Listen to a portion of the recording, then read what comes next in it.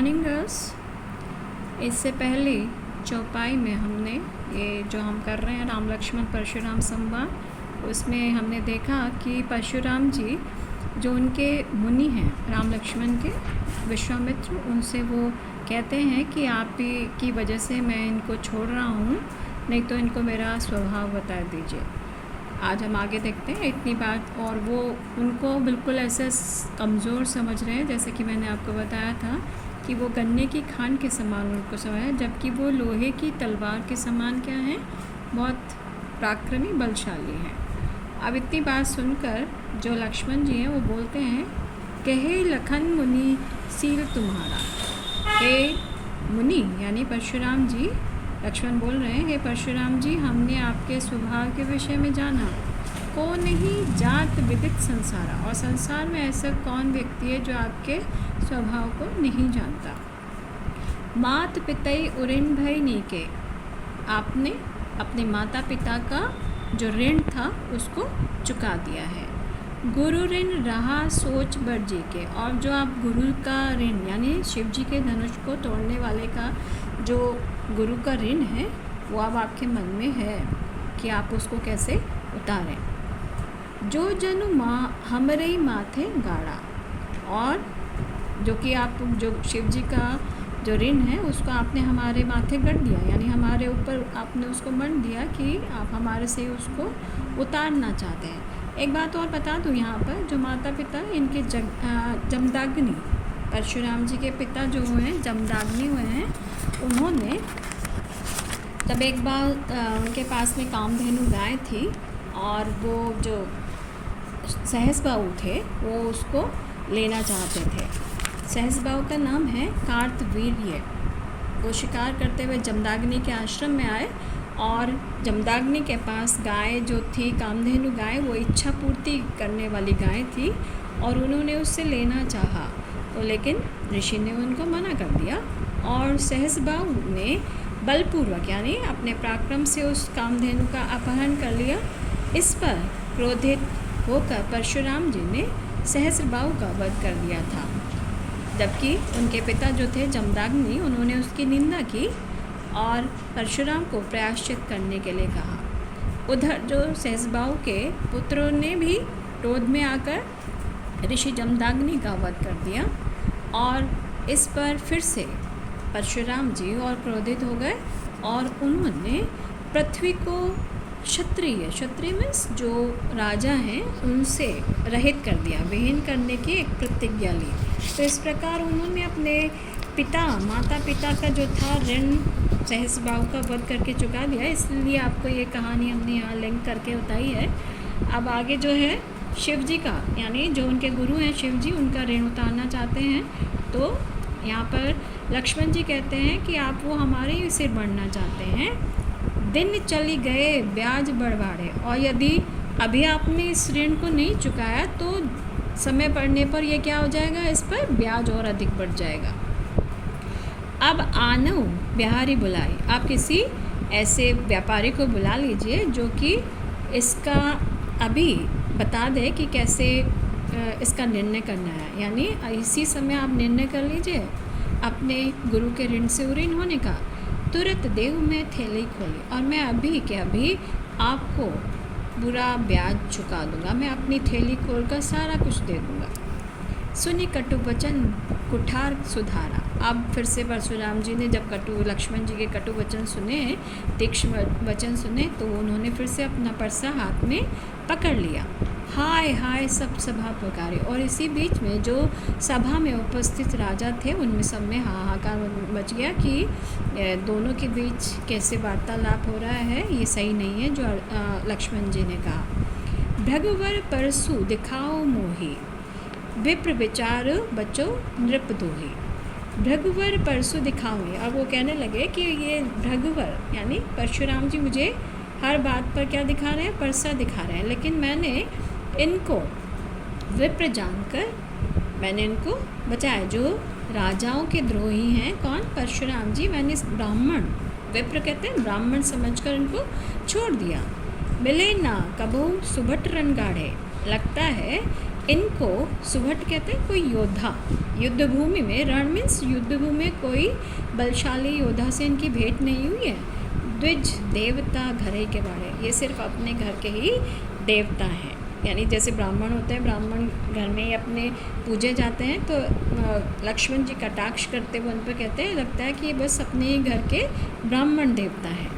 अनुचित कही सब लोग पुकारे, और जब इस तरह से लक्ष्मण जी ने कहा तो सब लोग पुकार कर कहना है कि ये अनुचित है, ये सही नहीं है। रघुपति सैनई लखन निभारे, अब जब रामचंद्र जी ने ये बात बढ़ती हुई देखी तो लक्ष्मण को अपने आँखों के, सैन कहते हैं आँखों के इशारे से मना कर दिया। निवारे मीन्स मना करना, यानी बात को बढ़ती हुई देखकर रामचंद्र जी ने लक्ष्मण जी को आँखों के इशारे से ही रोक दिया।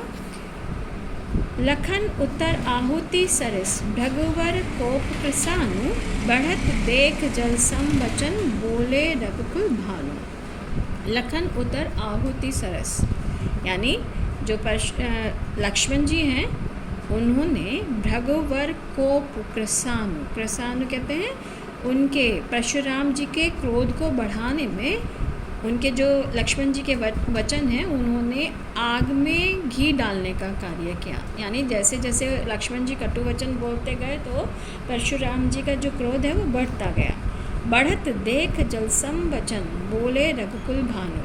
अब इस जो परिस्थिति थी उसको बढ़ता हुआ देखकर जो रघुकुल भानु स्वरूप को ने, रघुवंशी रघुकुल के सूर्य रामचंद्र जी जल सम वचन बोले, यानी जल क्या है, जल की प्रवृत्ति कैसी है, ठंडी, यानी जल के समान शीतल वचनों वाले रामचंद्र जी ने परशुराम मुनि से कहा। तो कैसे आपने देखा कि राम लक्ष्मण परशुराम संवाद में लक्ष्मण जी और परशुराम जी के जो व्यंग बाण थे, दोनों एक दूसरे बछोड़ रहे थे। परशुराम जी अपनी वीरता का बखान कर रहे थे, बहुत डींगे हाँक रहे थे, तो वो सब यहाँ पर तुलसीदास जी ने दिखाया है। यहाँ पर देख लीजिए, ब्याज बड़ बाढ़ा में अनुप्रास अलंकार है, थैली खोली में अनुप्रास है, सब सभा में, विप्र विचारी बचों में।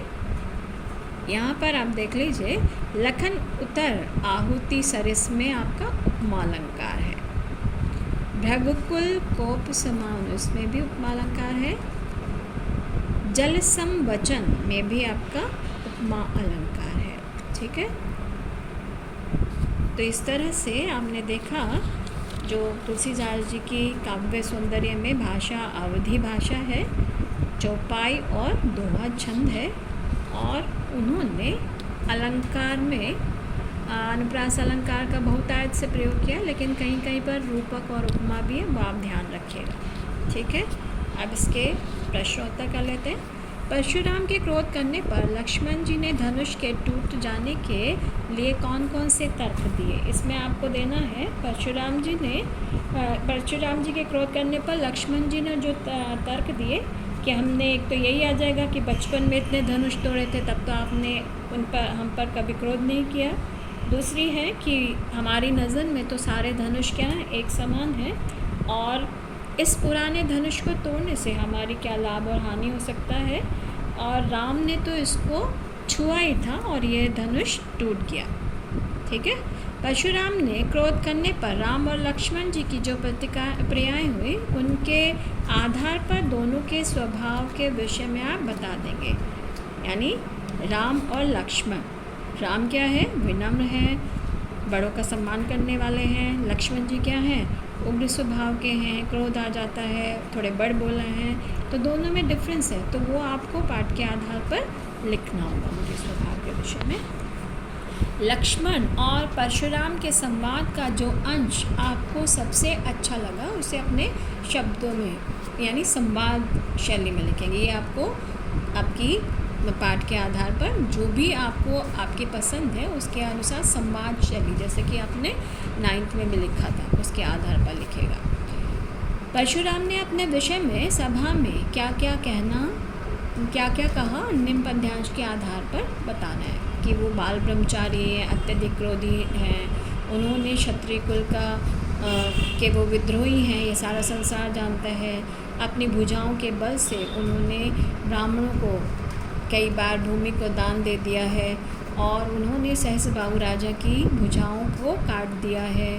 तो ये सारी चीज़ें क्या हैं। और तुम्हारा यदि तुम जो इतना व्यंग कर रहे, इतने कटु वचन बोल रहे, तो तुम अपने माता पिता को सोच में मत डालो। और मेरा जो परसा है उसने गर्भ में पलने हुए बच्चों को भी वो मार सकता है। तो इस तरह के जो उन्होंने अपने विषय में कहा वो आपको लिखना होगा। लक्ष्मण ने वीर योद्धा की क्या क्या विशेषताएं बताई। तो लक्ष्मण ने क्या बताई है कि वीर योद्धा कैसा होना चाहिए, जो कि रणभूमि में ही अपनी पराक्रम को दिखाए, ना कि योद्धा को देखकर कायर पुरुष की भांति अपने मुंह से ही अपनी वीरता का बखान करे। साहस और शक्ति के साथ विनम्रता हो तो बेहतर है। इस कथन पर अपने विचार व्यक्त कीजिए। यानी साहस भी होना चाहिए, साहस और शक्ति के साथ विनम्र भी होना चाहिए, ना कि बड़बोला होना चाहिए। तो इसको आपको अपने विचारों के आधार पर थोड़ा सा डीप एक्सप्लेन करना होगा। ये रहने दीजिएगा भाव स्पष्ट करने के लिए। इसमें आपको तुलसीदास जी की भाषा पर 10 पंक्तियाँ लिखनी है, यानी काव्य सौंदर्य। ठीक है, उसमें आप ये ले लीजिएगा तत्सम शब्द का प्रयोग हुआ है, अलंकार है, भाषा है, छंद है, और वो कितने कौन सी प्रबंध शैली का प्रयोग किया है। तो इस तरह से आपको 10 पॉइंट्स बनाने हैं। इस पूरे प्रसंग में व्यंग का अनूठा सौंदर्य है, उदाहरण के साथ आपको देना है। यानी काव्य पंक्ति में जो भी व्यंगपूर्ण पंक्ति है उसको आपको छांट कर लिखना है। निम्नलिखित पंक्तियों में कौन से अलंकार है, इसमें आप पहचान ही गए होंगे। बहुवर्ण की आवृत्ति तो अनुप्रास। इसमें कोटि कुलिस सम वचन तुम्हारा, सम यानी वाचक शब्द आ गया है। तो यहाँ पर क्या है, करोड़ों कुलिस जो कठोर वचन है उनके समान तुम्हारा स्वभाव है। तो यहाँ पर उपमा, तुम तो काल हाँक जनिलावा, एक सिंपल सी पहचान भी है। क्या, जहाँ जनु मनु मानु आता है तो कौन सा अलंकार होता है, उत्प्रेक्षा, और बार बार आने से पुनरुक्ति प्रकाश। लखन उतर आहुति सरस भृगुवर कोप कृसान, तो यहाँ पर उपमा अलंकार है। नीचे में भी जो अभी अभी हमने दोहा आपको पढ़ाया है इसमें भी उपमा अलंकार है। तो इस तरह से आपको, और यहाँ पर ये भृगुकुल कोप कृसानु में रूपक अलंकार है, सॉरी, ठीक है। इस तरह से आपने ये चैप्टर पढ़ा। इसमें आपको मैं टिक कर देती हूँ कौन से प्रश्न आपको करना है, फर्स्ट, सेकेंड, फिफ्थ और 8th। ठीक है, ये आपको प्रश्न करने हैं। गर्ल्स, हम देख रहे हैं आप वीडियोस बिल्कुल नहीं देख रहे हैं, इसी में बेटा आप ही लोग का नुकसान है, क्योंकि समय टाइम से ही आप अपना पढ़ेंगे तो आपको हमेशा याद रहेगा। ठीक है, आगे से ये आपकी कंप्लेन नहीं आनी चाहिए। और जो भी आपको कोई भी कंफ्यूजन है, कोई भी आपकी परेशानी है, आप मुझे मेरे पर्सनल नंबर पर पूछ सकते हैं। ठीक है, इसी के साथ हम विराम लेते हैं। सब लोग सुरक्षित रहें।